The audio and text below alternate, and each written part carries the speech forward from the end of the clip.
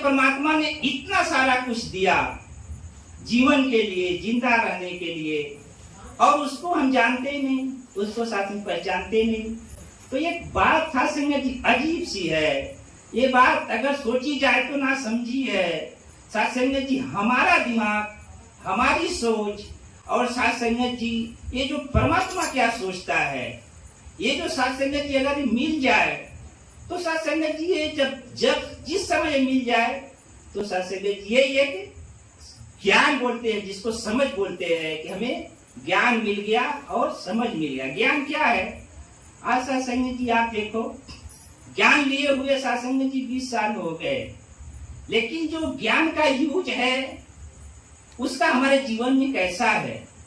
आप विचार करो साथ संगत जी, अपना और पराया, इसका एहसास आप थोड़ा तास इसके ऊपर ही विचार करेगा, अपने पराये पे, कि एक इंसान खाली बोला जाता है कि ये अपना है और ये पराया है, लेकिन साथ संगत जी जो एहसास की बात कही जाए अपने और पराये में, तो साथ संगत जी दास एक उदाहरण देगा।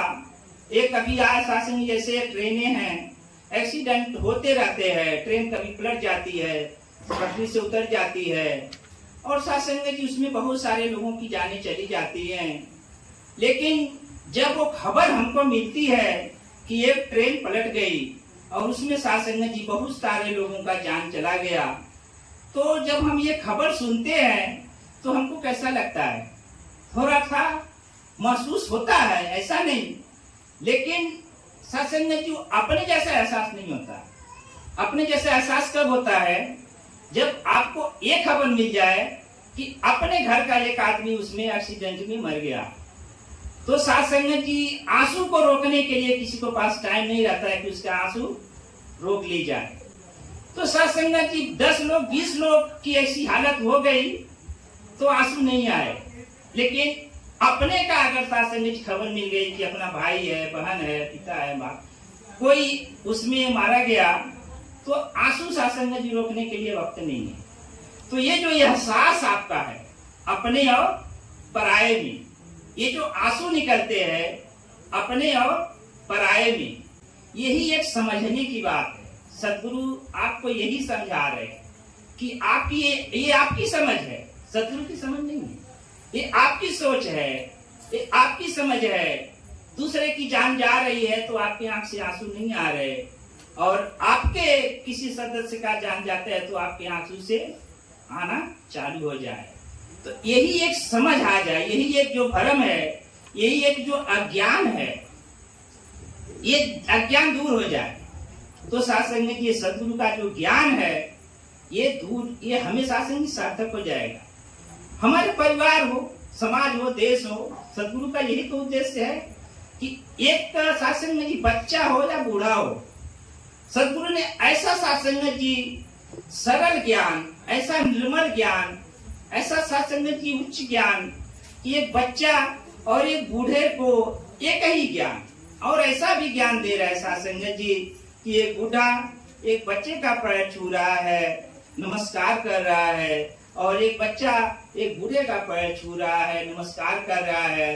तो ये क्यों कर रहा है? क्या समझ के कर रहा है? साथ संगत जी पिता समझ के, बाबा समझ के, नाना समझ के, माता समझ के नहीं। वो नमस्कार साथ संगत जी पॉसिबल नहीं है। वो तो कभी ऐसी स्थिति आती है, कोई बेटा बाहर जा रहा है तो माता पिता के पैर छू के जाता है, ऐसी एक स्थिति बनती है।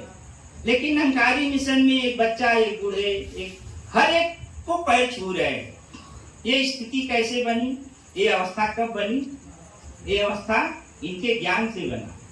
तो साथ संगत जी वो जो एक अवस्था की बात है, निरंकारी मिशन और कुछ नहीं कर रहे, खाली एक समझाने का प्रयास कर रहे हैं इंसान को कि इंसान ये आपकी समझ नहीं है, आपकी समझ और साथ संगत जी संसार में ये जो परमात्मा है, ये जो निरंकार है, और एक जो सदगुरु है, ये सबकी समझ आपको समझ में आ जाए तो साथ संगत जी आप भी निरंकारी हो और हर कोई निरंकारी है।